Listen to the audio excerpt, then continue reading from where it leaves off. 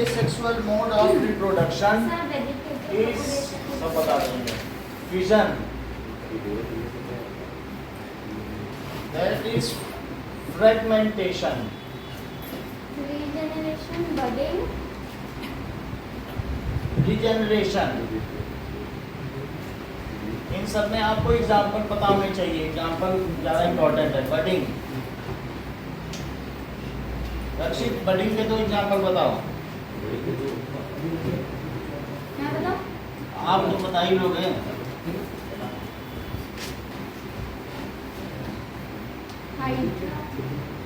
और sir hydra और east और लैक्टोबैसिलस, वो बोल दिया इसने।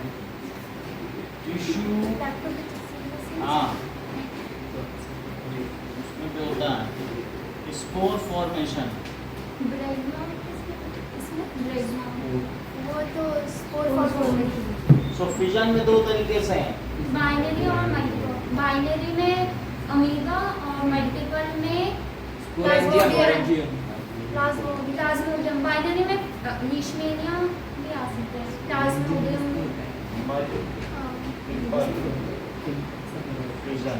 सो अमीबा, लीशमेनियम, हाँ प्लाज्मोडियम, पैरामीशियम। ठीक है।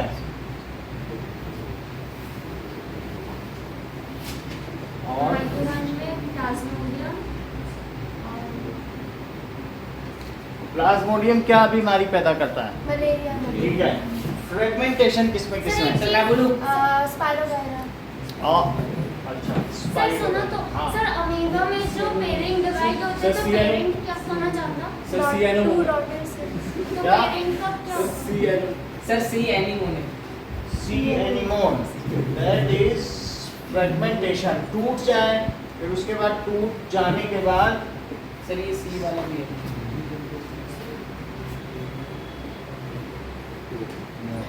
ठीक है सर और प्लेनेरिया और हाइड्रा रीजनरेशन। रीजनरेट कर दे किसी पार्ट में। सर प्लेनेरिया और हाइड्रा। हाँ स्टार फिश, प्लेनेरिया वो भी आ सकता है। सर बॉडी में हाइड्रा और ईस्ट। बडिंग, हाइड्रा और ईस्ट। हाइड्रा, ईस्ट, और जैसा कि खुशी ने बताया लैक्टोबैसिलस बैक्टीरिया। और वेजिटेटिव प्रोपगेशन, स्टार फिश किस में आएगी? रीजनरेट कर रहे हैं ना। तो सर रीजनरेशन और फ्रेगमेंटेशन में डिफरेंस भी है। हाँ हाँ सर वो कुछ तो आता है वो। ठीक है। नाउ वेजिटेटिव प्रोपगेशन, जैसे केन शुगर।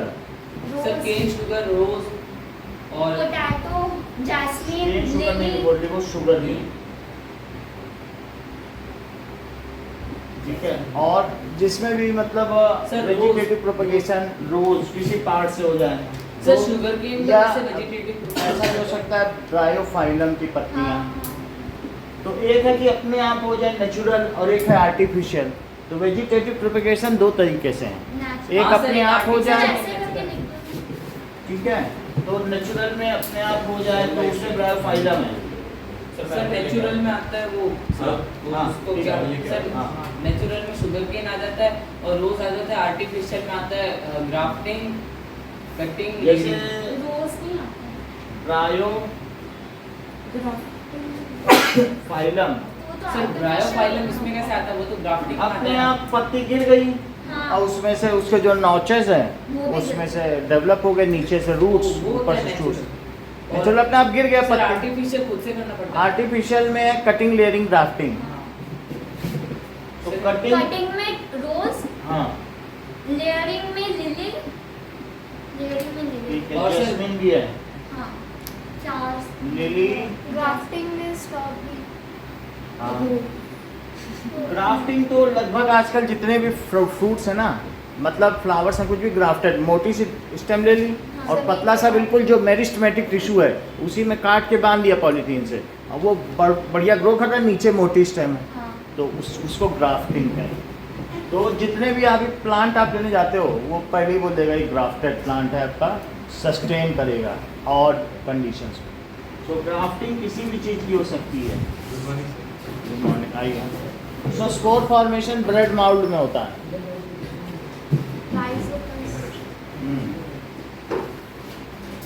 रेड माउल्ड कोई राइजोपस कहते सर हैं। माउल्ट नहीं होता, माउल्ट हाँ, रेड माउल्ड कोई क्या कहते हैं? हाँ Rhizopus. Rhizopus. Sir tissue culture में होता है वो होता है डलिया।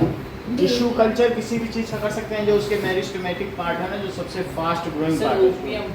हाँ, ओपियम जो आपके ऑर्नामेंटल प्लांट है उनका टिश्यू कल्चर करते हैं। ओपियम तो अफीम है, तो मतलब जो बहुत ऑर्नामेंटल महंगे प्लांट है। तो ओपियम महंगा तो आता है 3000 रुपये। ठीक है, वो एक नार्कोटिक है, मतलब नशाखोरी के लिए। अदरवाइज जो ऑर्नामेंटल प्लांट है उनमें टिश्यू सर वो कल्चर किया डलिया। डलिया लिखा है। हाँ। ठीक है, अब देखो, सो विजन क्या चीज है कि breaking of parent organism into two organism, नहीं, दैट two इज नहीं द होता। Parent cell. अगर बाइनरी फिजन की बात की जाए तो that is into two cells which are sir known to as daughter cells. Two daughter sir cells. 2 नहीं होता, जरूरी 2 तो बाइनरी में होता हाँ, तो है। binary की बात टू और मोर कर दो, और बाइनरी में टू लिख दो। और मल्टीपल में होता है। मोर होता है which under suitable condition scatter their cyst breaks, that is the hard covering breaks. और फिर उसी को क्या कहेंगे? Multiple fission. तो इसमें parent जैसा कि का- प्लाज्मोडियम है, प्लाज्मोडियम आपकी बुक में बना हुआ है कि नहीं, हार्ड कवरिंग के साथ। तो उस तरीके से जो मल्टीपल है उसमें इसके अंदर ही अंदर ये डिवाइड होता रहेगा सेल। और लेकिन ये जो सिस्ट है वो तभी टूटेगा जब एक अच्छी फेवरेबल कंडीशन हो जाएगी और फिर इसमें से निकलने लगेगा। सर फेवरेबल कंडीशंस क्या होती हैं? Favourable condition darkness, moist, warmth, 3 चीज होती है। तो ऐसी कोई कंडीशन है डिब्बे में बंद कर दिया तो मॉइस्चर भी है, वार्मथ भी है।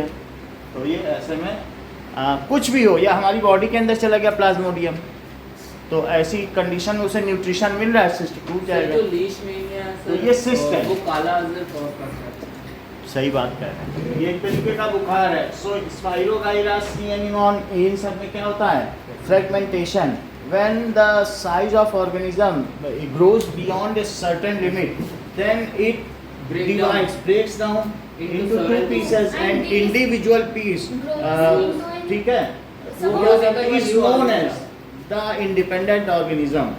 It again grows, उसके पास सारे काम हो जाते हैं। वो अब जब भी एक बियॉन्ड साइज के बाद अगर ग्रोथ हो गई है, देन इट स्पॉन्टेनियसली, स्वतः अपने आप क्या हो जाएगा? ब्रेक हो जाएगा into two pieces, and each individual, each piece, ठीक है, वो grows as a independent organism, ठीक है।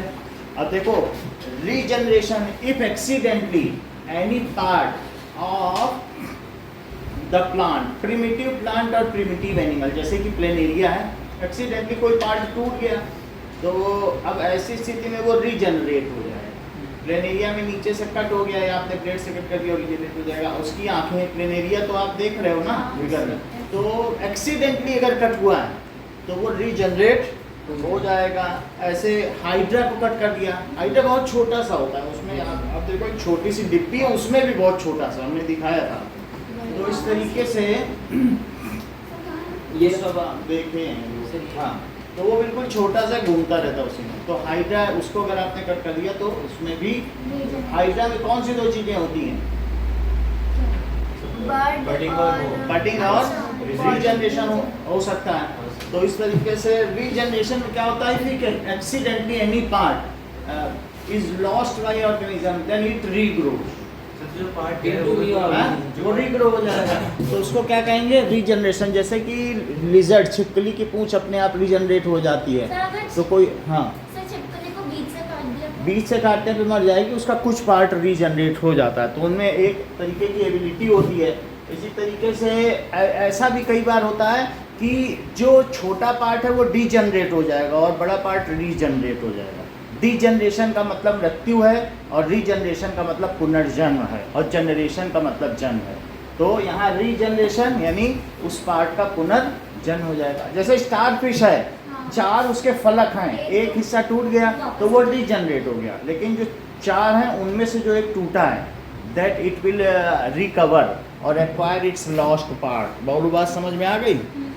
ये चीज हो गई। बडिंग में एक ही जगह बडिंग पे बहुत में सारे cells। some appendages comes out which grows and takes the shapes of individual organism. When it grows up to a certain extent, it detaches. ये क्या होगा? Detaches from parent organism and start living sir independently. जो growth है उसे क्या बोलते हैं? जो आउट ग्रोथ मतलब from any portion of plant और animal some part out growth, जैसे हम लोगों में ये और ये अपेंडेजेस हैं, जो हमारी मेन बॉडी के बाहर निकला है वो सब अपेंडेजेस है, ठीक है। तो ये भी कई में क्या होता है, थोरैक्स एक जैसा होता है क्रोकोडाइल की तरह, लेकिन हम लोगों में ये सुराही नुमा गर्दन के बाहर निकला हुआ है, तो इसे भी कुछ लोग अपेंडेजेस कह सकते हैं। ये थोराइक कैविटी इसको हेड को और जो हमारा पेट को इसको अलग अलग करती है, ठीक है, एब्डोमेन कैविटी को।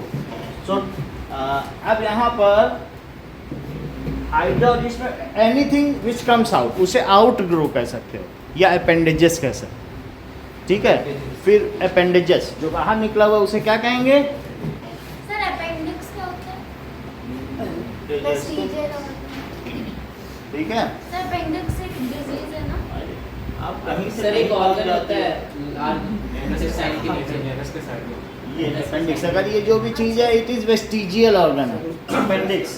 यूज नहीं होता। सर बोलते हैं ना अपन कभी अपेंडिक्स हो गया, उसको कहना भी सही तो वो अपेंडिक्स इसमें खाना भर जाए और फिर वो वेस्ट होने लगे और ये इसमें फंगस लग जाए तो बहुत तेज दर्द होता है, फिर से काट के निकाल देते हैं। सर इसको पहले ही काट देना चाहिए। अब ऐसे ही है, कभी इसका कोई काम होता होगा जो सर पहले इसका कोई का सर काम- पहले ये गुड बैक्टीरिया स्टोर करता था। हाँ ऐसा है, और फिर अब इसका कोई काम नहीं रहेगा, ठीक है। नाउ वेजिटेबल वेजिटेटिव प्रोपगेशन, ये हमारा वेस्टिजियल ऑर्गन है, पिना, जैसे आपसे पूछा जाए, लेकिन अभी इसको हटा दिया गया आपके सर में। पीना क्या है? ये ये वेस्ट है। हाँ वेस्टिजियल ऑर्गन ठीक है। यानी अवशिष्ट अंग जो पहले कभी हुआ करता था, इनकी आवश्यकता हुआ करती थी, लेकिन अब हम लोग क्या है कि इतना हीट नहीं रेडिएट करना है, क्योंकि हमारी बॉडी में बाल रह ही नहीं गए, हम कपड़ा पहनने लगे हैं, तो ऐसी स्थिति में हमें एक्स्ट्रा हीट नहीं रेडिएट करना है। जैसे हाथी को रेडिएट करना है तो बड़े बड़े पिना है, तो इसलिए कुत्ते के लटकते रहते हैं कि हीट, फिर भी नहीं हो पाता है तो जीभ लटका देता है कि सलाइवा से हम उसको करेंगे, तो उसको हीट रेडिएशन के लिए, लेकिन हम लोगों के लिए आवश्यक नहीं है, तो इसलिए ये वेस्टिजियल ऑर्गन है, इसे नहीं होना चाहिए। आगे के युग के जो प्राणी होंगे उनमें नहीं होगा। किसी किसी में पूंछ उगाती है थोड़ी थोड़ी, ऐसा होता है, बताता कोई नहीं है लेकिन होता है। और फिर इसमें वो वेस्टिजियल ऑर्गन थोड़ी पूंछ उगी है, तो वो हमें अब आवश्यक नहीं है, क्योंकि हमें हटाना तो है नहीं कि मक्खी हटानी है, हाथ से भी हटा सकते, हाँ हटा सकते। वो गाय है तो अपने पूंछ से हटाए लेकिन हम लोग तो नहीं हटाएंगे। अब देखो वेजिटेटिव प्रोपगेशन, वेजिटेटिव प्रोपगेशन में क्या चीज होती है? If from any part of plant other than seed sexual without seed, if plant can be regrown, ठीक है, from without seed, fusion of male and female. वो सब कुछ ना बोलो, विदाउट सीड, वो सब भी मत बोलो, आप सिंपली बोलो कि सीड के बगैर, अगर from any part of plant if the plant can be regrown then it is called vegetative propagation. So those plants which are non viable, जो सीड उत्पन्न करने में अक्षम रहे हैं, they adopt this kind of propagation method, reproduction method. बोलो बात समझ में आ गई कि नहीं? तो इफ फ्रॉम एनी, तो कभी कभी स्टेम से ग्रो हो जाता है, कभी रूट से भी है तो भी इसको क्या कहेंगे? Vegetative propagation. लीफ से हो गया, ब्रायोफिलम में हो गया, इसी तरीके से सर बल्ब से हो गया ओनियन में। ओनियन में बल्ब से हो गया, ये डहेलिया इन सब में भी बल्ब से हो जाता है। तो कई चीज़ों के बल्ब में बहुत श्योरिटी होती है, बहुत अच्छा फ्लावर, इतना 1 महीने तक खिला रहता है, बहुत सुंदर फ्लावर होता है, बहुत बड़े बड़े से। हाँ इतना बड़ा फ्लावर रहेगा और एक फूल खिला रहेगा। हैं? तो डहेलिया सबसे सुंदर फूल लगता है ना, कितने कलर में आता है। तो डहेलिया तो पूरा हिबिस्कस है, तो डहेलिया अलग है, लेकिन जो भी है तो किसी भी पार्ट से हो सकता है। इवन मैंगो को अगर आप लगा दो जमीन में तो उसमें नीचे से रूट्स निकलेगा, तना निकला, पूरा मैंगो ही लगा दो तो भी हो जाए, किसी भी चीज़ से, क्योंकि हर एक में ये चीज़ें ग्रोइंग पार्ट होते हैं। तो ऐसा होता है कि उसमें क्या होता है कि आप लोग वो जानते हो कि ग्वार पाठा या फिर वो जो उसको ज्वार पाट, ग्वार पाठा या किसका जूस बोलते हैं, एलोवेरा का, हाँ। तो वो अगर आप किसी भी चीज़ में लगा दो और ज़मीन में गाड़ दो, उसमें रूट निकलनी है। एलोवेरा एक ऐसी चीज़ है कि आप कोई भी प्लांट के पार्ट में ब्लाइंडली एक तरफ, जैसे रोज़ काटा, उसमें एलोवेरा लगा के डाल दिए, बस उसमें से रूट्स निकल ही निकल सर कहाँ नीचे लगाएंगे? निकल भी, नीचे भी लगा दो, ऊपर लगा दो, जहाँ भी लगाओगे वो एक न्यूट्रिशन है। अब कुछ ना समझ में आए तो आधा आलू काट के गाड़ दो रोज। हाँ सर आधा आलू काट के आलू बीच से काटा और रोज की डंठल उसमें गाड़ी और जमीन में डाल दिया, आपका रोज है। सर आपने लगाया है ऐसे? रोज का ही होगा, लेकिन न्यूट्रिशन देना पड़ेगा ना, तो उसको बैक्टीरिया और फंगस से बचाने के लिए वो एक मीडियम भी हो जाता है, न्यूट्रिशन का न्यूट्रिशन हो जाता है। तो अब यहाँ पर देखिए टिश्यू कल्चर समझ में आ गया, दैट इज या तो रूट से या शूट से जो वेरी फास्ट ग्रोइंग पार्ट्स है, मेरिस्टेमेटिक है, सो टिश्यूज आर टेकन और फिर उसको आगार मीडियम में डालते हैं, एक दैट इज न्यूट्रिशन मीडियम, एक पेट्री डिश होती है, हाँ उसमें डाल देंगे और थोड़ा AgBr सिल्वर ब्रोमाइड डाल देंगे, कैलस बन जाएगा। कैलस बन जाएगा। यानी आपको एल्गे लेना है, जो सी के एल्गे होते हैं ना, उसे सी वीड भी कहते हैं, तो वही चीज डाल दो और फिर ऐसा वो फैलेगा, फिर उसको काटो पीसेस में, फिर उसको और अलग अलग पेट्री डिश में डालो। सर हार्मोन सब रेड रेड कलर की वही पेट्री डिश। पेट्री डिश नहीं, एक कांच की, अच्छा। कांच के बर्तन में, छिछले बर्तन में, शैलो सतही बर्तन में, सर हार्मोनल फिर मीडियम उससे क्या हार्मोनल मीडियम डाल दो, फिर जब फिर वो वो कर plant जाएगा left उसी हो में जाएगा। से ही जो कैलस है रूट शूट निकल आएंगे। सर प्लांटलेट फिर उसके बाद ये क्या कहलाता है, 3 तरीके से हैं, that is in vivo, in situ, in vitro.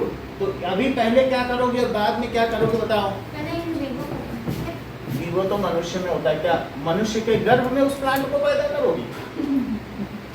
Vivo, so in mother's वॉर्म, अच्छा so in vitro test tube condition या इन लैब कंडीशन।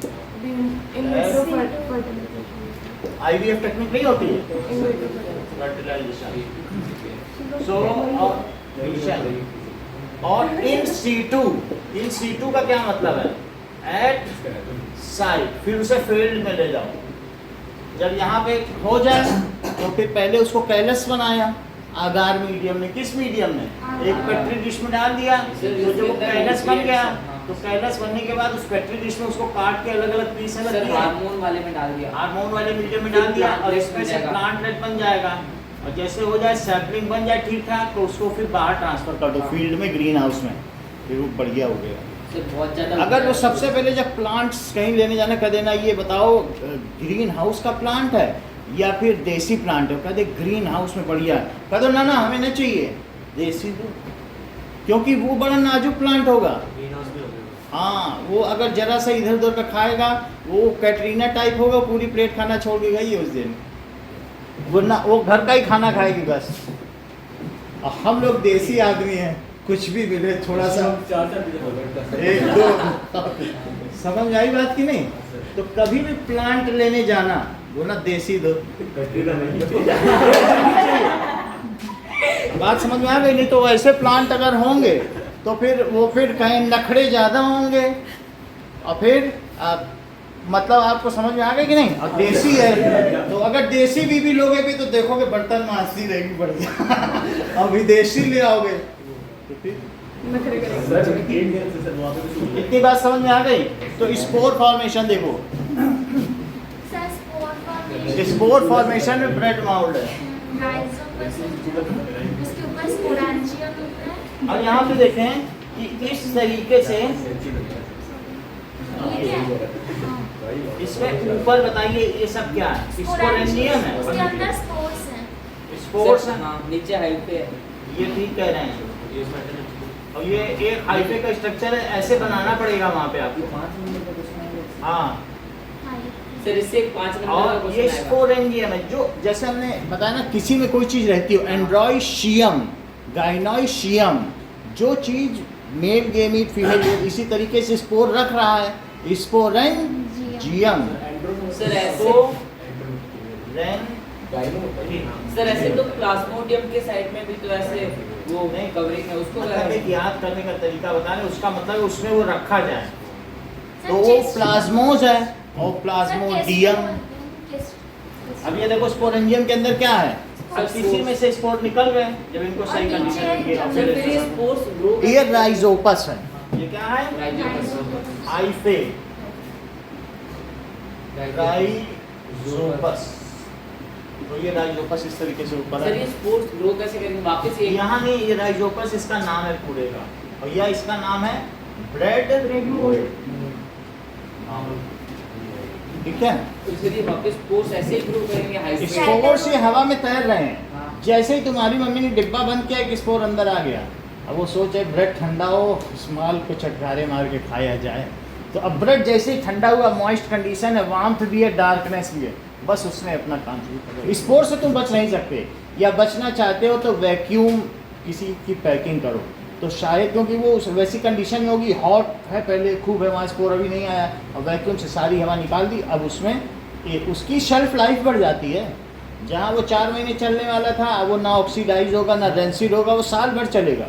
और जैसे ही निकालोगे क्रिस्पी काजू खाओ, ये चीज़ होती है।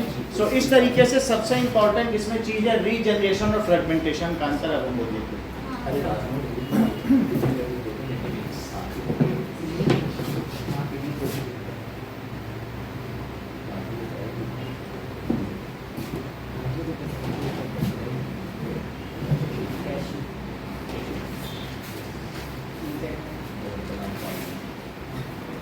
Now,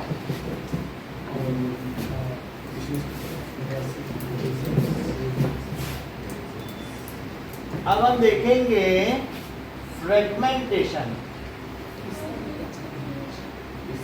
and regeneration. पिस्ता को इंग्लिश में क्या कहते हैं? इंग्लिश के मामले में आनंदिता से जानकारी पाई। फोनिक्स की जानकारी हमें 1 महीने आनंदिता के पास पढ़ना सर पड़ेगा। क्या फोनिक्स क्या मतलब ये कैसे किसी वो चीज को बहुत सारे- प्रोनाउंस करते हैं, इसको अच्छा पता है। चलो ये बुक लो। 26 से 10 साल Now,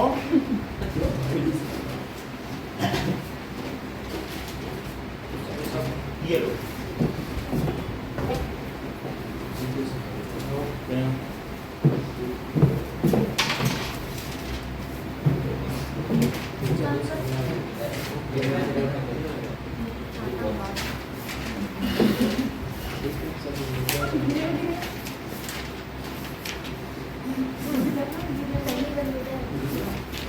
Difference between fragmentation and regeneration. Sir, fragmentation, the method in which multicellular organism breaks into 2 or more smaller fragments, or regeneration का the growth of a whole new organism from any body part. चलो, so sir ये इसमें तो एक ही लिखा हुआ है। मैं बता दे रहा हूँ आपको। So fragmentation is a form of asexual reproduction. A parent organism breaks into fragments. इसमें क्या Organisms हो- break into हाँ। or more small pieces. Or regeneration or single segment Organism can be then sized दो to तो मेरे को पता है। grows beyond a definite size. जब उसका, या फिर ये भी लिख सकते हो मैच्योर्स, इट स्पॉन्टेनियसली, अपने आप या on its own, breaks into several in fragments. Two और मोर पीसेस, है ना, and each piece develops into an individual organism, and each piece into, ये सही कह रहा है। develops into an individual organism. जबकि रीजनरेशन में क्या है, if When an organism replace accidentally occurs or restore in this, if An any organism is part broken down. of organism is accidentally Divides. cut or amputed, Amputed मतलब Sir, मतलब चाकू से काट दिया, उसको कहते हैं amputation। Sir, fragmentation में organism आप काट सकते हो, अगर किसी चीज को काट दोगे तो वो उसको रिकवर करने का, सर ऐसे जैसे नहीं लिख सकते accidentally divides. Accidentally cut, divide नहीं होगा, आप उसे काटोगे या कोई और ऑर्गेनिज्म उसके ऊपर हमला करके चला गया, 2 चीजें होती हैं, एक्सीडेंटली भी कट हो सकता है और या फिर एक्सीडेंट के द्वारा। और या फिर amputated, purposely deliberately amputated, then it recover और restore its lost part. whole new organism from नहीं, then it the growth of Recover. whole new organism from any of restore its lost part. ज़्यादा आप इसमें अपनी मर्जी का मत जोड़िए, क्योंकि रिस्क बहुत रहता है, बहुत थोड़ा अंतर है ना. There is a fine line, तो यही चीज़ तैयार कर लो. लॉस्ट पार्ट, ज़रा सा अंतर होने पे फिर ये हो जाएगा. फॉर एग्जांपल लिखवा दो अभी तक. हाँ, अब जैसे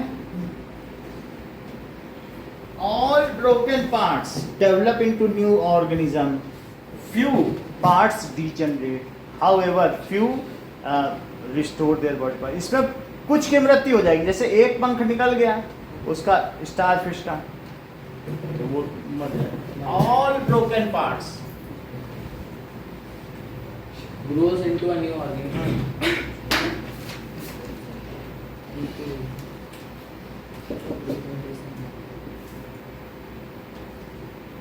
जबकि इसमें क्या होगा, ऑल ब्रोकन पार्ट्स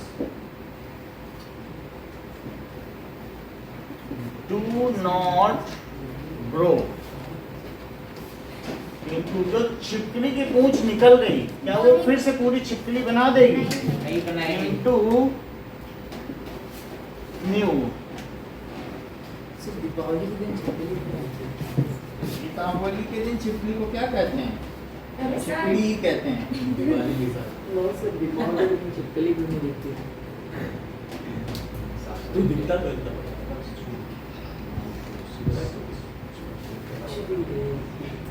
देखो इसमें क्या होगा, अकर्स थ्रू माइटोसिस.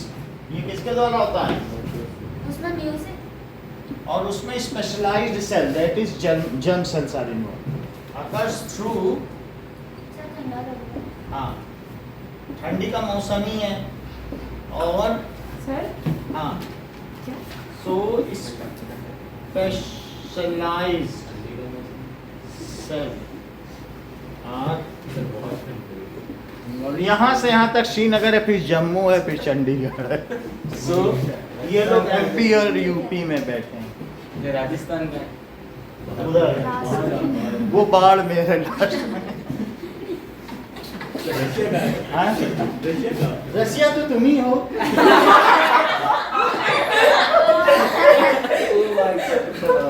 भाई मजाक कर रहा है, सच में मत देना करो. नहीं, इट इज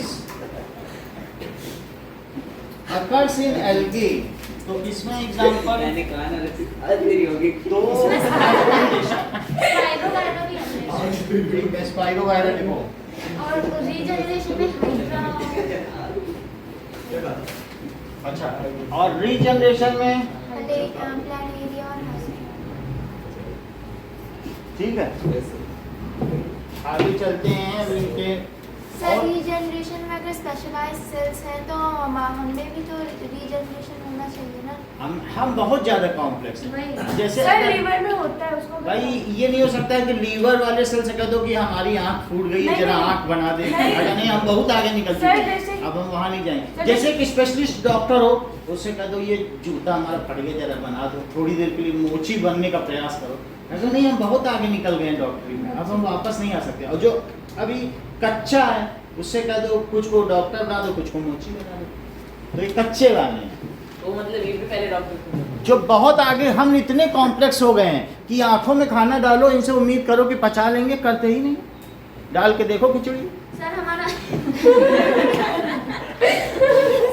मतलब हमारे कि- हाथ का और मुंह का बहुत अच्छा कनेक्शन. हम हाँ. जब भी कुछ खाते या हैं, कभी नाक से देख के देखो, ठीक देख ही नहीं पाएंगे. नाक से खा के देखते हैं. कुछ नहीं कर पाते ये लोग, ये सब ऐसे ही हैं. हम लोग कॉम्प्लेक्स ऑर्गेनिज्म है.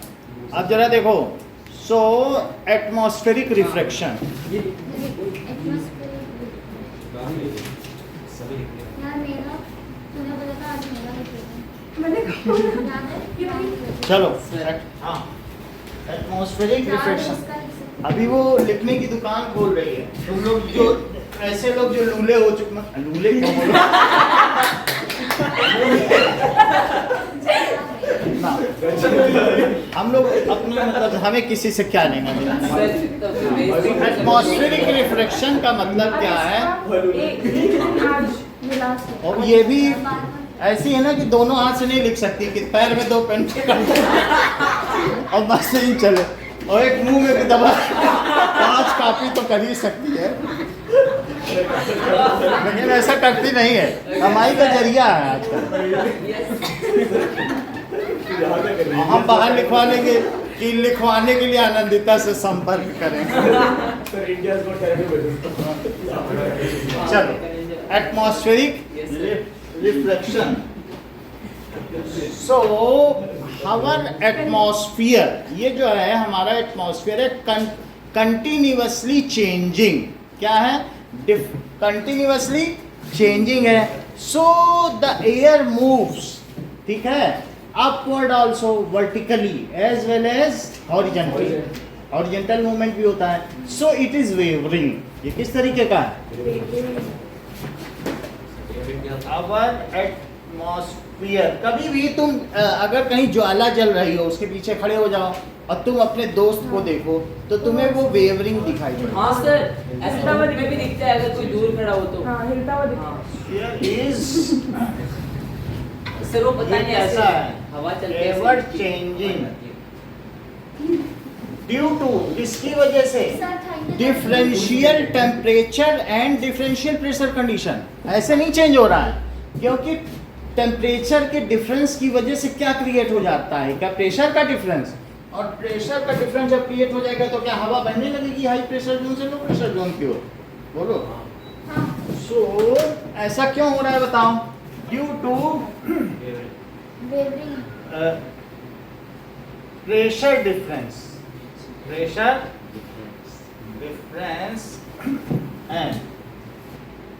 प्रेशर डिफरेंस की वजह से। So air is moving vertically and horizontally. Horizontally क्यों मूव करती है? क्योंकि land and water both are differently heated. Water जो है जल्दी गर्म नहीं होता। धूप में 50 डिग्री की धूप में भी वो 20 डिग्री का है पानी, बिना सोचे कूद जाना। ये ना सोचना कि पानी 50 का होगा, कूद जाना उसमें। और लैंड जल रही हो वर्टिकली एंड हॉरिजॉन्टली। इसको क्या कहेंगे? क्या? So our atmosphere is wavering in nature. हमारा एटमॉस्फेयर कैसा है? सो is wavering in nature. So the density, when we move towards the surface, the density of air is constantly increasing. जैसे हम धरती की ओर चलते हैं तो धरती पर ऊपर की जो बेल्ट है वो सबसे कम डेंसर होगी। जैसे एक्सोस्फीयर, मीजोस्फीयर, एटमॉस्फेयर, ठीक है, थर्मोस्फीयर। स्ट्रेटोस्फीयर, सर थर्मोस्फीयर लिख तो दिया। जब एक चीज लिखी फिर उसी चीज को क्या बोल रहा हूँ? सो स्ट्रेटोस्फीयर, ठीक है, और इसके बाद यहाँ लिखो एक्सोस्फीयर, फिर थर्मोस्फीयर, आयनोस्फीयर, और सबसे ऊपर है एक्सोस्फीयर। और एटमॉस्फेयर, हाँ लिख तो दिया, पूरा एटमॉस्फेयर ही तो है। लिथोस्फीयर की बात कर, सर टोपोस्फीयर क्या है? अभी है ट्रोपोस्फीयर। स्फीयर, उसी थर्मोस्फीयर, ठीक है। ये लोगो, ये मेजोस्फीयर को क्या लिखा? थर्मोस्फीयर। इसी में तो कल्पना चावला जली थी। सर अलग क्या? सर फिर मिली कहाँ? उसके मीजो ही थर्मोस्फीयर है, और इसका टेम्परेचर 350 से 500 डिग्री सेल्सियस होता है, क्योंकि जो आयनोस्फीयर में आयन अलग होते हैं ना, वो इसी जोन में आकर के फिर से कंबाइन होते हैं और इतनी रेडिएशंस निकालते हैं कि वहाँ से अगर स्पेसशिप निकल गया, तुम्हारी रबड़ ना पिघली या कुछ नहीं हुआ तो समझो तुम निकल गए। बोले मीजोस्फीयर से गुजरे तो गुजरे, मीजोस्फीयर से गुजर के दिखाओ। सर कितने? वहाँ पिघल गया मामला, सब खत्म। सर फिर उसकी लाश मिली। नहीं तो फिर इस तरीके से थर्मोस्फीयर। तो पता कैसे चला मर गई? पता नहीं चलता, बहुत पुण्यात्मा होती है ना, तो उनका मृत्यु और साथ में शरीर का दहन एक साथ होता है। मृत्यु और शरीर का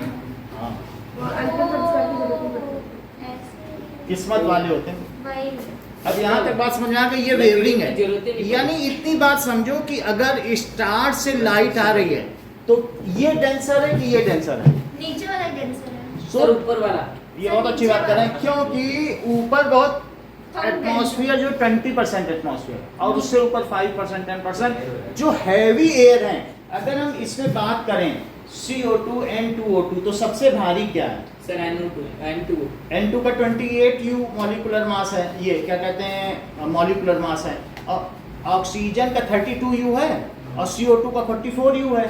तो इस तरीके से जो अलग अलग गैसें उनमें हाइड्रोजन और हीलियम सबसे ऊपर है, भारी गैसेस नीचे हैं। अब तुम कहोगे कि फिर सबसे नीचे CO2 ही होनी चाहिए, नहीं। लेकिन CO2 का परसेंटेज ही कितना है? 0.02 मतलब 0.05, 0.003 बहुत ही थोड़ा परसेंटेज है। तो उतनी CO2 यहाँ नहीं हो सकती है, तो ज़्यादा परसेंटेज है 70 और 30। लगभग उन दोनों का एक जैसा ही मास है, एक का 28 है, एक का 32। तो ज़्यादातर हमारा एटमॉस्फेयर का जो नाइट्रोजन। कंपोजिशन है वो नाइट्रोजन और ऑक्सीजन से है। उसमें भी ऑक्सीजन भारी है, इसका फायदा हमें मिल ही रहा।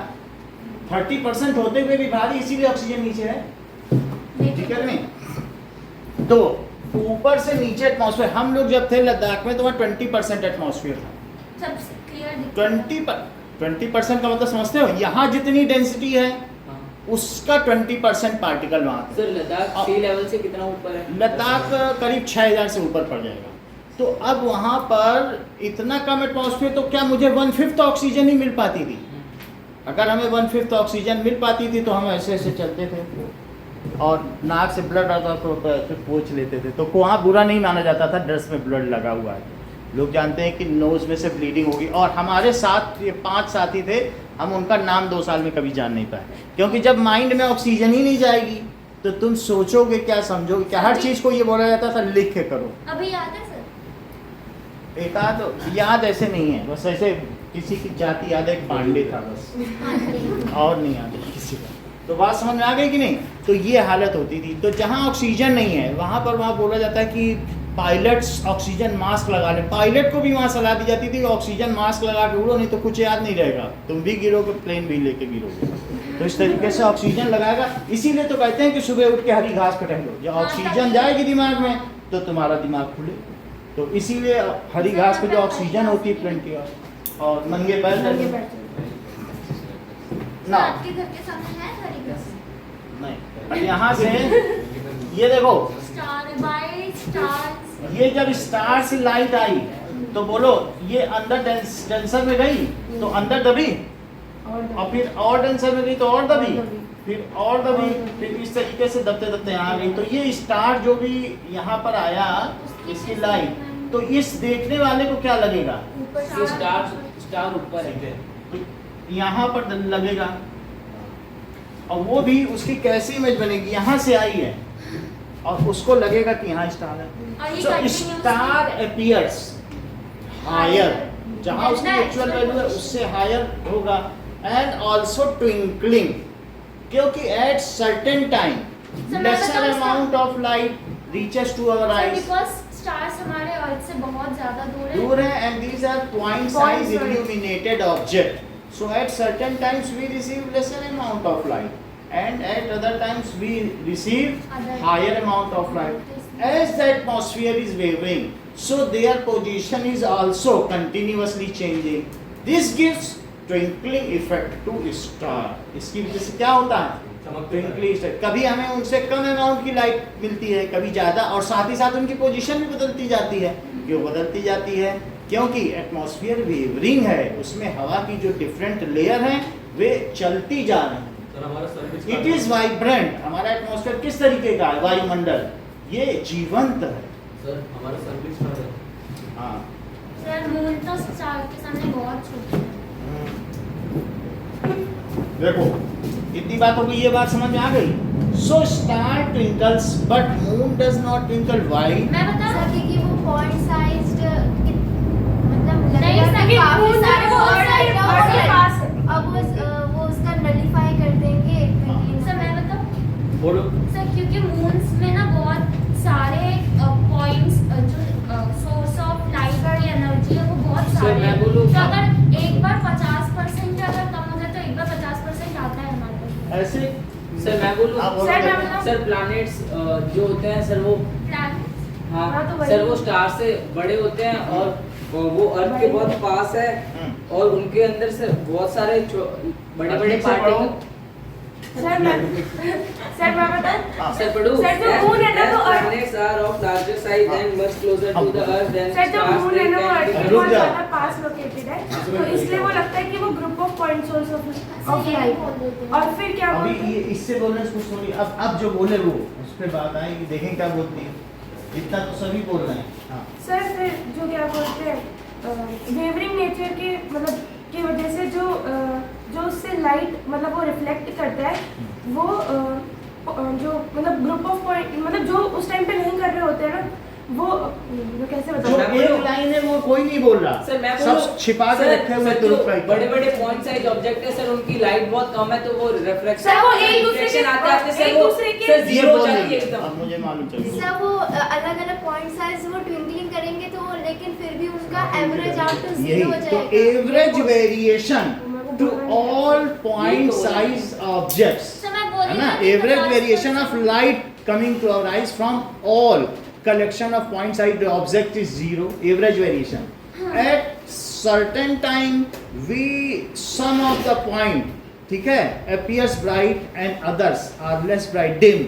However, at other point of time others appear bright and 50% half of them are dim. So average variation due to all point size objects, it is illuminated by somebody else. मतलब एक होता है ल्यूमिनस ऑब्जेक्ट और एक होता है non luminous जो दूसरों के प्रकाश से प्रकाशित हो, लेकिन हमें उसके बारे में यहाँ ज़्यादा नहीं लिखना है।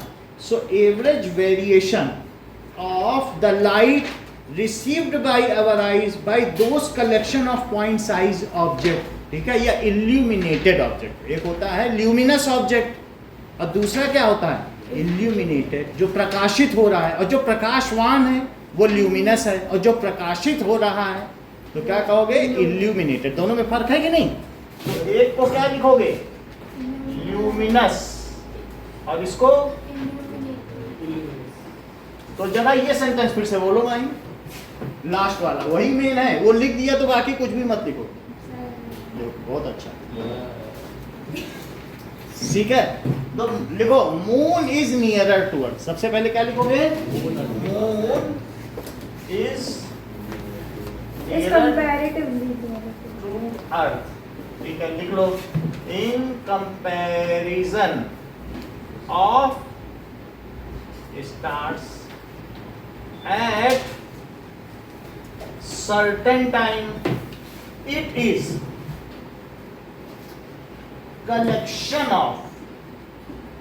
collection of millions of large size point size large number of point size source of point light. size हाँ, चांद सूरज की वजह से मरता है। और क्या किरण की वजह से। illuminated objects, इसको कंसीडर किया जा सकता है, it can be considered.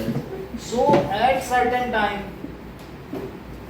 सही कह रहा था ना? The total हाँ. variation in the amount of light entering our eye from all half of them appears bright to us. So 50%. To us, while from rest of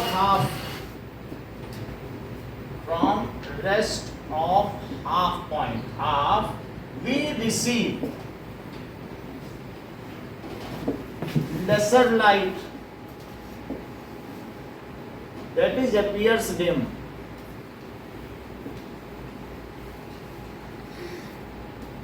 At other moment, नहीं गलत नहीं करो रक्षित के साथ, वो उसको सीधा जान के तुम लोग छेड़ा करते हो। छेड़ा करो। सो एट अदर टाइम, ठीक है, अब देखो कितनी बात समझ में आ गई। एट अदर टाइम, इस सेंटेंस को पूरा करो बेटा, बोलो, उसको कमजोर जान के छेड़ रहे हो, कमजोर है, कल को दिमाग भी हो जाएगा। Eight other time first half appears dim and other half appears Bright. first half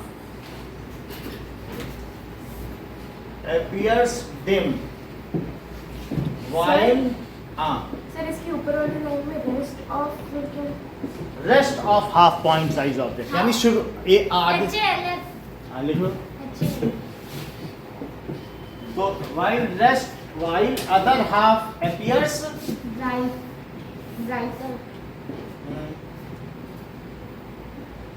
so ये क्या लिखा?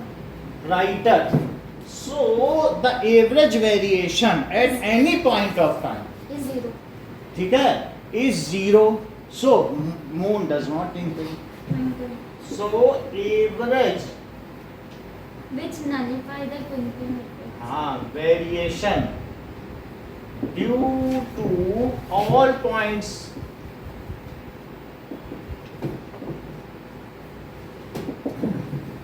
in light due to all points is 0 ये सेंटेंस लिखना है बुक का ही सेंटेंस है so moon does not so यही सेम planets के सब्जेक्ट ये बात सही है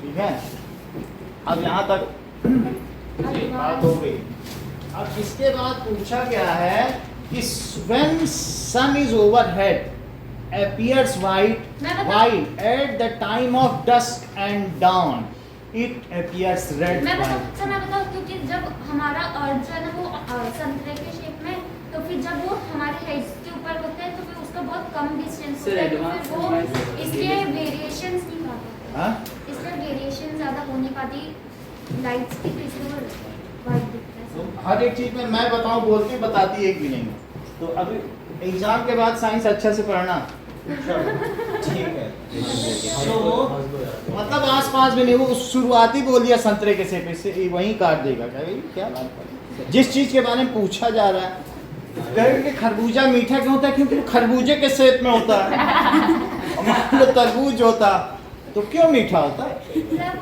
अब जरा सुनो जो चीज मीनिंगफुल है एक भी फालतू सेंटेंस न लिखो वहाँ ये फिर चाहे बताओ कुछ भी मत तो यहाँ पर when sun is overhead it sir appears white Sir, मैं बोलूं- but at dusk and dawn तो when सर मैं बोलूं- sun is overhead तुम ठीक से पढ़ नहीं पाते सर sun rays so मैं because of this the sun appears to be raised above the horizon it appears white while at dusk and dawn dusk sir क्योंकि most of the blue light scatter हो जाती है No. और red light की ठीक है। Wavelength ज्यादा होती है तो वो ज्यादा आगे तक जा पाती है appears red अब इसका आंसर देखो जो लिखना है वो देखें so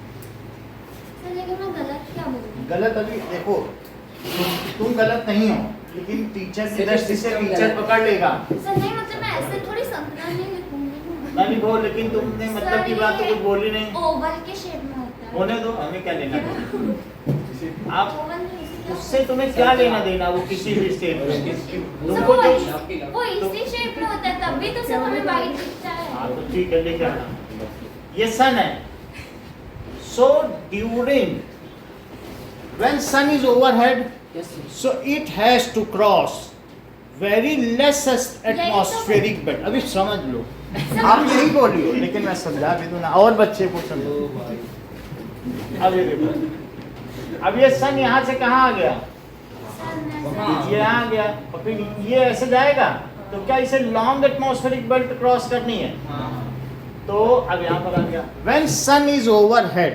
it has to cross क्या होगा short distance less distance when short sun distance से कोई मतलब नहीं है शॉर्ट एटमॉस्फेरिक बेल्ट हाँ and then it has to cross short atmospheric belt so short atmospheric belt तो इसमें क्या चीज होगी कि hence all wavelengths of light visible light reaches to us, सभी जो लाइट है वो क्या होंगी, रीचेस टू अस। हाँ ये बात जरूर है कि जैसे यहाँ पे आया कुछ तो light इधर कुछ उधर। ऐसी लाइट है, बताओ ज्यादा कौन स्कैटर करेगी, ब्लू मतलब ब्लू स्कैटर कर जाएगी तो आसमान थोड़ा थोड़ा।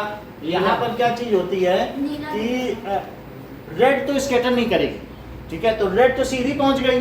और ब्लू जैसे स्कैटर की, ब्लू की छोटी वेवलेंथ है क्या, हाँ तो छोटी वेवलेंथ की वजह से स्कैटर कर गई, लेकिन स्कैटर करने पे क्या, जब दूसरे पार्टिकल से टकराई तो वहां से भी स्कैटर कर गई। ये हमारी आंख है और ये सन है, सन ने इस पे भेजी, ये कौन सा पार्टिकल है, CO2, तो CO2 से जो स्कैटर होके दूसरे एटमॉस्फेरिक पार्टिकल टकराई तो क्या वहां से स्कैटर होके आ गई, तो ब्लू स्कैटरिंग के बाद आ गई और रेड सीधे आ गई। तो अल्टीमेटली हमारे पास सारी लाइट आ गई कि नहीं आ गई, वाइट परचेज सारे का मतलब बनके वाइट हो गए। सारी वाइट हो गई। तो अब ऐसे अगर स्काई देखा जाए तो स्काई में जो ब्लू स्कैटर कर रही है तो वो पार्टिकल्स ब्लूइश नहीं दिखते हैं। सन के अलावा देखो तो सब चीज ब्लू क्यों है, क्योंकि यहाँ जब टकराई तो इससे जो स्कैटर की तो क्या बाकी पार्टिकल से टकरा के हमारी आंख पे आई, तो वो सारे पार्टिकल क्या दिख रहे हैं, सन को छोड़ दो बाकी वायुमंडल क्या दिख रहा है, ब्लू दिख रहा है। तो आप ये लिख लिए, ज्यादा मत लिखो, so all colour reaches to us so sun appears white. Sir वो पार्टिकल CO2 जरूरी है?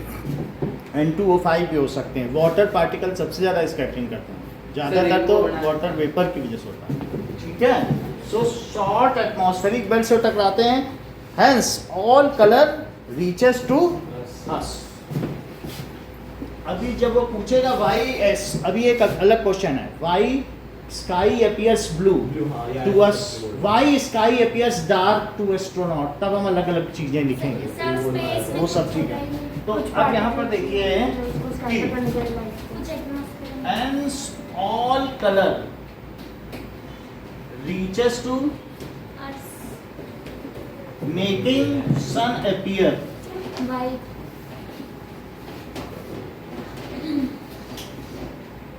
वाइट इस तरीके के क्वेश्चन में आप अच्छी तरह से तैयार कर लें क्योंकि इसमें मार्क्स करते हैं। अब इसके आगे when at dusk और dawn, dawn क्या होता है, dawn एक न्यूज़पेपर का नाम है, मालूम है, तो बताओ वो सूर्योदय वर्ड होगा कि सूर्यास्त, सूर्यास्त पेपर निकालेगा, सर, अस्त सूर्योदय। जैसे ही सूर्योदय हो तो तुम्हें पेपर मिले तभी तो उसका नाम डाउन है।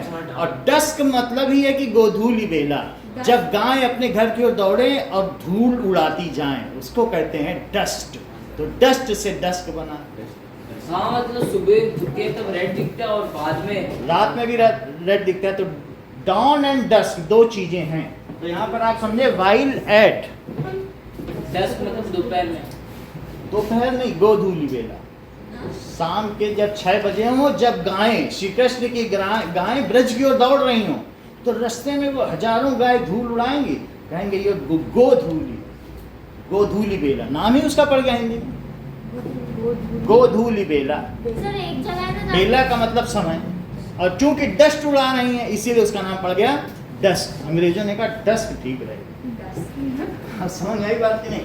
सो ऑल कलर सर, एट, एक जगह है ना जहाँ पे सूरज White. डूबता हुआ और ये चंद्रमा देखो उगता ये हुआ। उसी की बात कर रही हैं, आगे हम लिखते हैं। हाँ सर, सो एट जहाँ पे सूरज डूबता हुआ दिखता है, एक तरफ से टाइम चंद्रमा ऑफ, उगता है। अब उसकी कटसी बन गई वो जवाब दे पढ़ने के लिए। At time of dust and sir अच्छा इमरान ठीक है। खान की छुट्टी ऊपर से दिखता है। लो at time of dusk and dawn the sun rays has to cross a long atmospheric belt, sun has rays have to cross long atmospheric belt। and white red color do not strike। बस जल्दी से conclusion में पहुंच जाओ, बस तुम्हें आखिरी word line लिखनी है बस सबसे पहले, तो लॉन्ग एटमॉस्फेरिक बेल्ट, ठीक है। During the initial course of travel most of its blue rays get scattered due to shorter wavelength. तो जब ये यहाँ पे स्कैटर करेंगे ब्लू, तो क्या यहाँ खड़े व्यक्ति के लिए, ये खड़ा है यहीं पे तो खड़े हैं, तो यहाँ पर खड़े व्यक्ति के लिए तो दोपहर है, वो ब्लू कलर जब स्कैटर करेगा तो इसको ब्लू दिख जाएगा सर। तो during the initial shorter wavelength बोले या फिर हायर फ्रीक्वेंसी बोले एक ही बात है ना? हाँ, कोर्स ऑफ वेवलेंथ के टर्म्स में कहना है, रेलीज क्राइटेरिया फॉलो करना। Course of travel, during initial course of travel, blue light scattered and nearby colors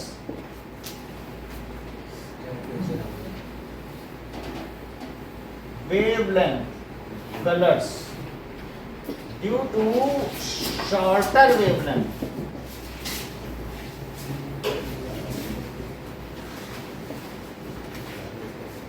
get scattered, वो तो scattered हो जाएंगे, and red color having longer wavelength is least scattered, reaches to us, and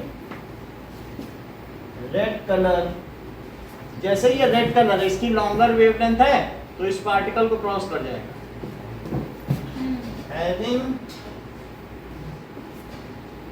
longer wavelength, reaches to us.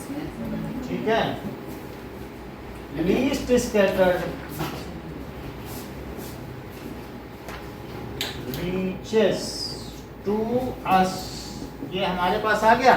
So sky appears, so sun, इसलिए sun क्या होगा?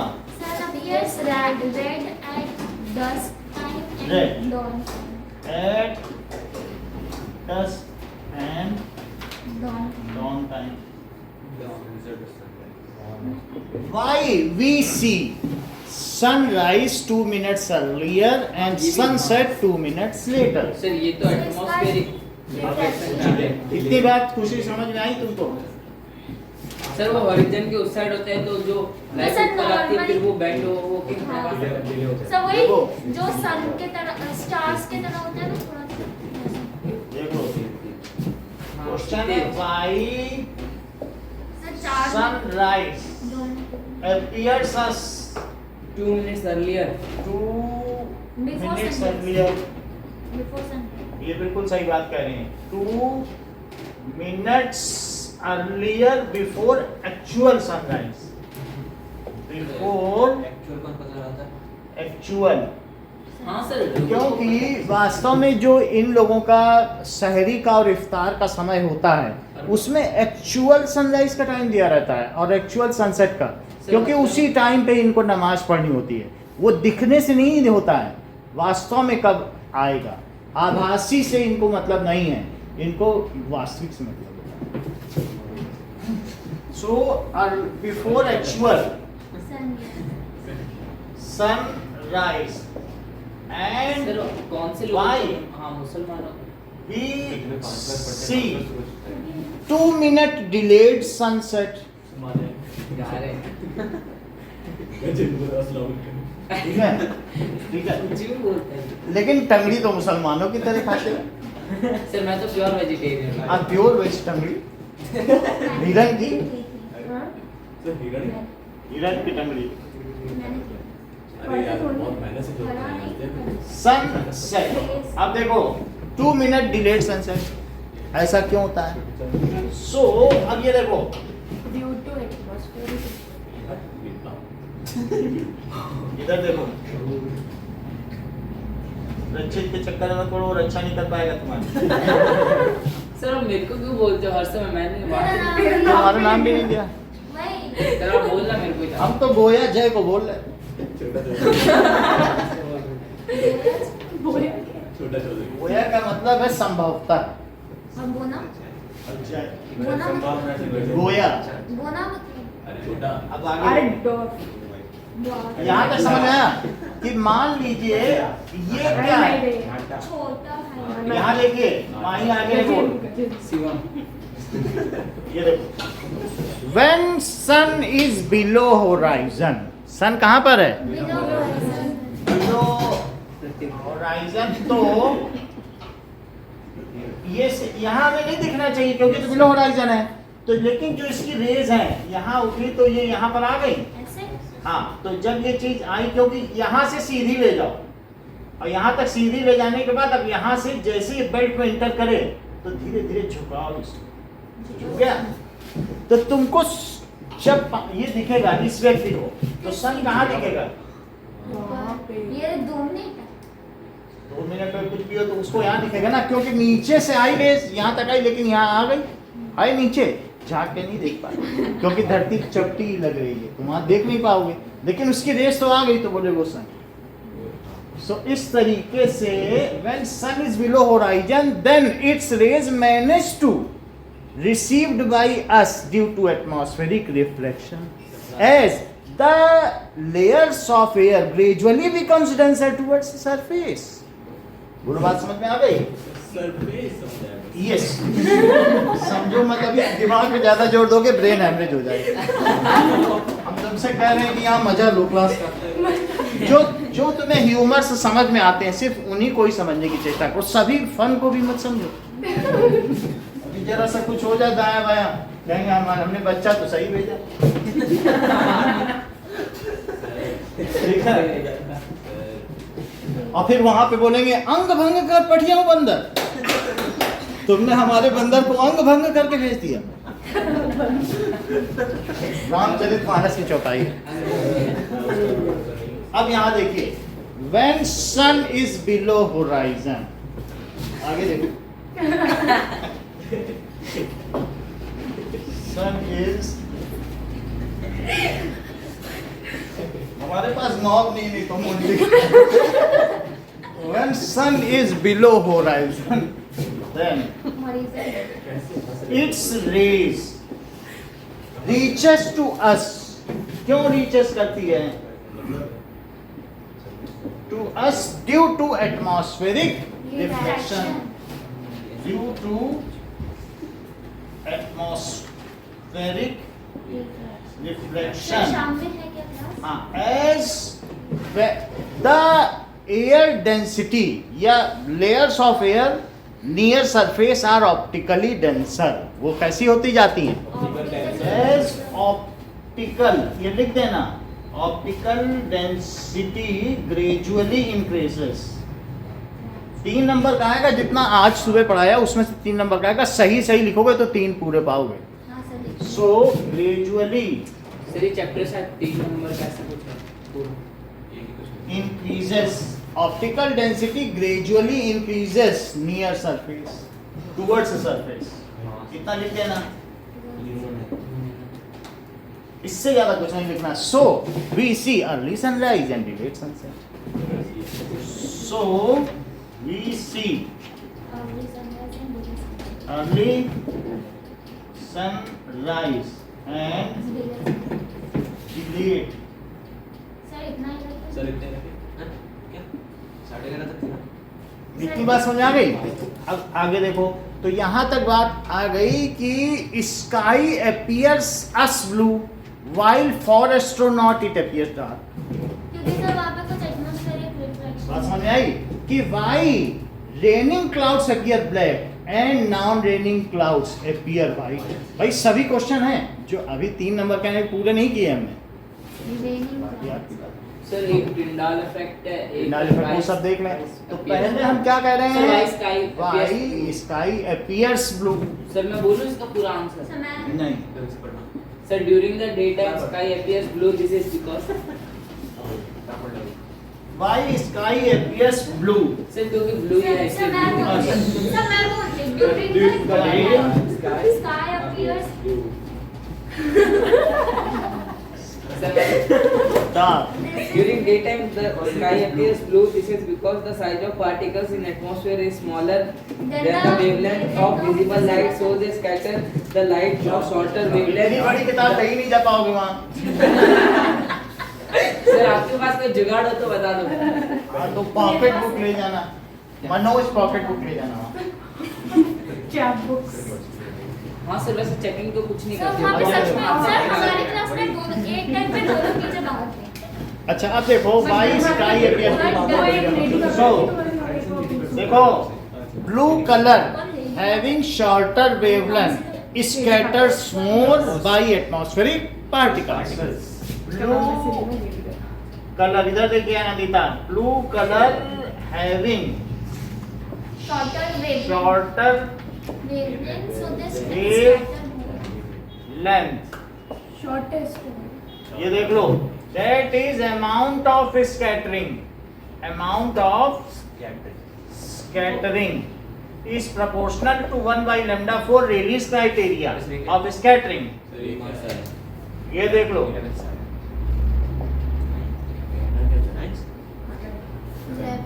फिर तुम जोर देने लगे. So Rayleigh's criteria of हाँ scattering सर ये है. हाई है, बुक में सब कुछ है. अब यहाँ पर देखो अमाउंट ऑफ स्कैटरिंग लेमडा के टर्म्स में है कि नहीं, तो हमने बता दिया. और sir scattering is directly proportional to d की पावर 6 डायमीटर ऑफ पार्टिकल. हाँ वो भी है. तो हमने ये तो लेमडा पर है और d की पावर 6 ये भी लिख लीजिए. It is also directly proportional to d की पावर 6. यानी दो चीजों पे निर्भर है. एक उसकी वेवलेंथ पे है. वेवलेंथ अगर कम होगी तो स्कैटरिंग ज्यादा होगी, और पार्टिकल बड़ा होगा तो तो scattering ज्यादा उसमें होगी. 6 टाइम्स ज्यादा डी होगी. डायमीटर के स्टैंड पर हाँ. d डायमीटर है डायमीटर ऑफ और पार्टिकल. लैम्डा क्या होता है? ये देख लो, ये पार्टिकल है तो ये डायामीटर अगर बड़ा होगा N2O5 का, H2O का, CO2 का, यही सब पार्टिकल करते हैं, तो D बड़ा होगा तो स्कैटरिंग ज्यादा होगी.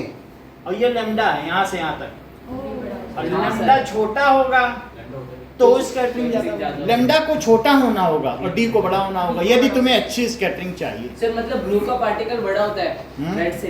हाँ। पार्टिकल नहीं, ये फोटोन है, ऐसा मत कहो. हाँ, ब्लू से क्या फोटोन. लेना देना तुम्हें, वो तो फोटोन चल रहा है. लैम्डा देखो इसका ना, एनर्जी का ये पैकेट है. ये सर, पार्टिकल lambda है. तो ब्लू का कम है लेकिन पार्टिकल तो ब्लू का बड़ा है पार्टिकल ना. की बात मत करो. ये तो पूरे कॉन्सेप्ट को ही शुरू से गोबर कर दे रहा. ये इसको ब्लू पार्टिकल समझ रहा है. ये ब्लू थोड़ी है, ये तो एटमॉस्फेयर के पार्टिकल है.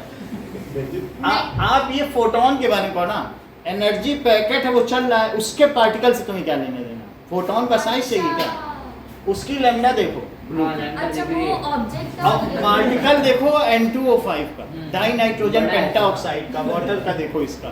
ये ब्लू पार्टिकल नहीं है. ब्लू के बारे में पार्टिकल की तो बात भी मत करना. हाँ ठीक है. ये बोलना ही सजा है. Yes sir. So blue color having shorter wavelength scatters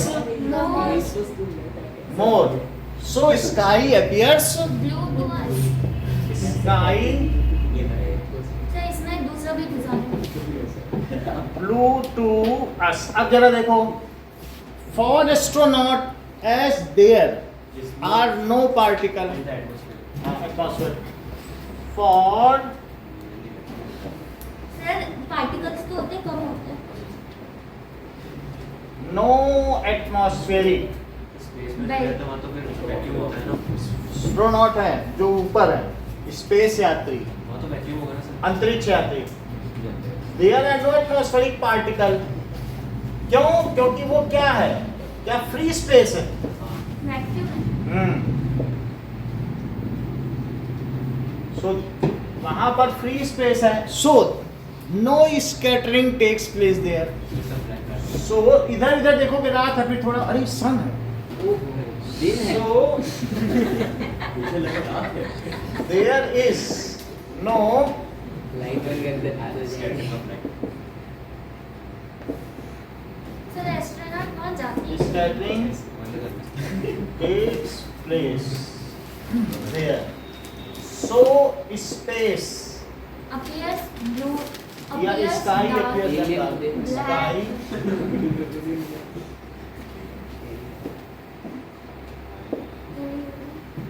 them dark. हाँ ये बात अच्छा, ये तो बात हो गई कि astronaut. Why raining clouds appear black and non raining clouds appear white. यानी कहते हैं क्योंकि जो वो रेनिंग क्लाउड्स होते हैं वो scattered डेंस होते सर हैं. उनके अंदर वाटर के scattering पार्टिकल्स हो होते जाता हैं. वाटर के तो पार्टिकल्स वो होते हैं जो denser हो उसको जाते हैं. डेंसर बनाते हैं और लाइट उसके अंदर स्कैटर नहीं हो पाती. ये बहुत अच्छा कह रहे हैं, क्योंकि बड़े पार्टिकल, इन्होंने ही तो बताया कि ज्यादा पार्टिकल होंगे तो ज्यादा स्कैटरिंग होगी. इसीलिए कह रहे हैं वहाँ खूब स्कैटरिंग होती, जैसा आपने इसीलिए काला बताया. काला और दिखता है. वो ऊपर ही ऊपर स्कैटर होकर रह जाते हैं, हमारे तक पहुंच ही नहीं पाते.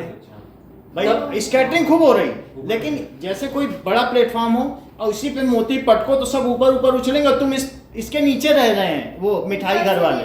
तो मिठाई घर वालों को क्या पता चला है मोती पटका जा रहा है. सर बात समझ आई कि नहीं? तो इस तरीके से अगर इसी में एक झरना लगा तो सीव ट्यूब और उस पे मोती पटको तो आधी मोती मिठाई घर में जाएगी. फिर वो बेच के हमारा माल हो जाएगा। तो इस तरीके से सर वैसे एक्चुअल में सर, ऐसे ही क्लाउड्स का करेंगे। कलर ब्लैक होता है। काले मेघा पानी दे गुड़धानी दे। तो यहाँ तक बात की। फोर्थ की है ना जमा तो यहाँ तक क्या है, why raining clouds appear dark and non raining clouds appear white. White. ऐसे भी बादल दिख रहे हैं, क्या वो बारिश करेंगे? अब काले आ जाएं, यही चलो सो वाई अंदर ले लो। Raining clouds appears black appear black and non raining clouds appears white एक क्वेश्चन इसके बाद और आपका कराएंगे, उसके दैट बाद- इज रेनबो। रेनबो भी rainbow रेनबो तो मैं- सर आता ही नहीं है एटमॉस्फेयर सर, वो तो डिस्पर्शन ऑफ लाइट में आता है। हाँ तो बाहर से ना अब यहाँ देखो कितनी बात समझिए, हाँ, ये इन rainbow सबका वाला- पैकेज है 3 नंबर का।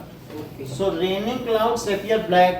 सो अब लिखिए, raining clouds are having larger condensed water particle. वो किससे बने हुए होते हैं? वो अब जस्ट प्रेसिपिटेट होने वाले हैं। और अगर मान लो पार्टिकल का साइज बड़ा होगा तो क्या स्कैटरिंग ज्यादा नहीं होगी? So raining clouds consist of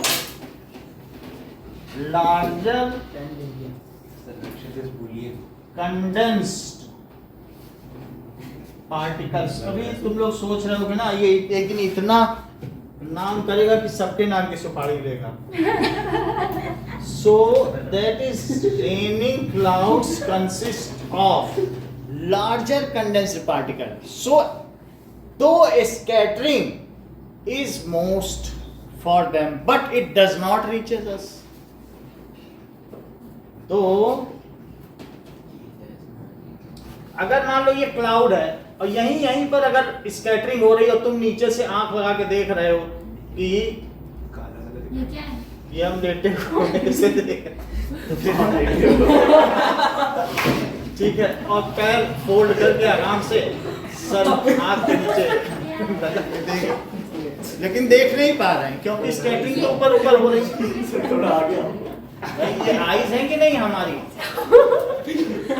sir IC है। सब ओके अरे तो टेडी बियर। नाम है। जैसा सर लाइट। सुनिए, तो वो स्कैटरिंग इज मोस्ट बट सबसे हाईएस्ट है, but it does not reaches us, but it does not reaches us. अरे सर बस सर ये किसको बताती है? ये क्या है? चीकू।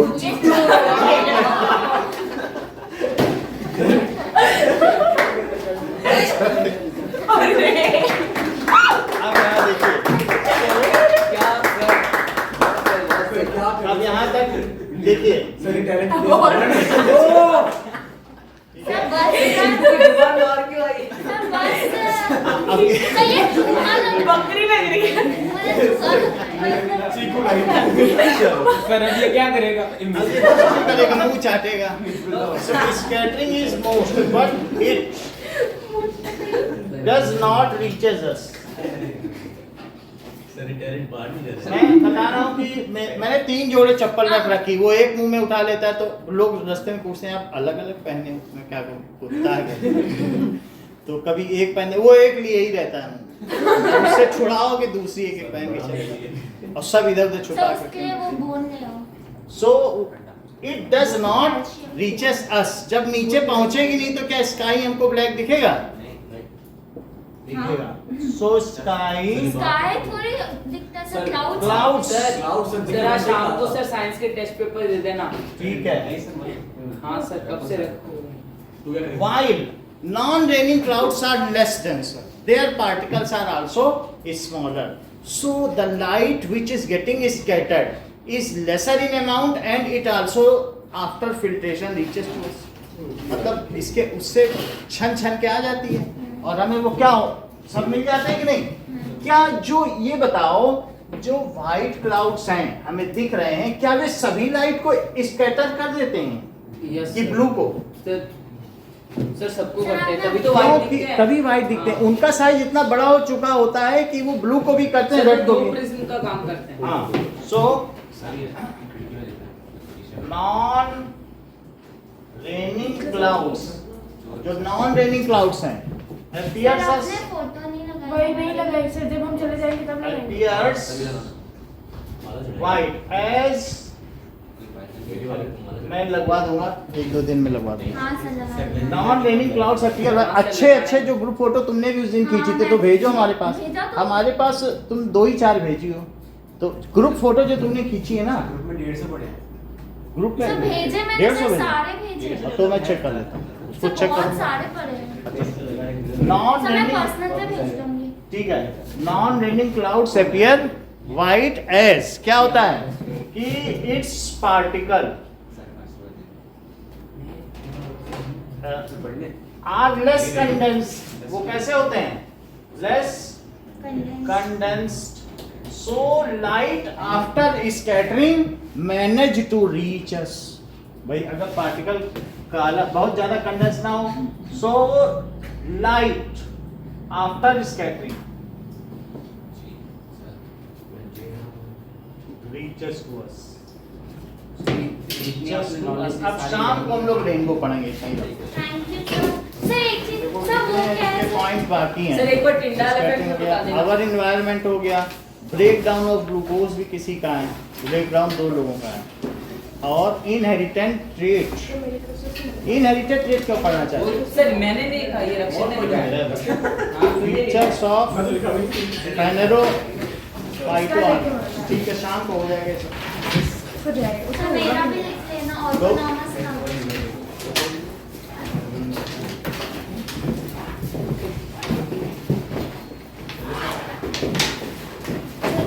तुमने तो अच्छे फूल दिए माही। साथ में रख देख मैंने भी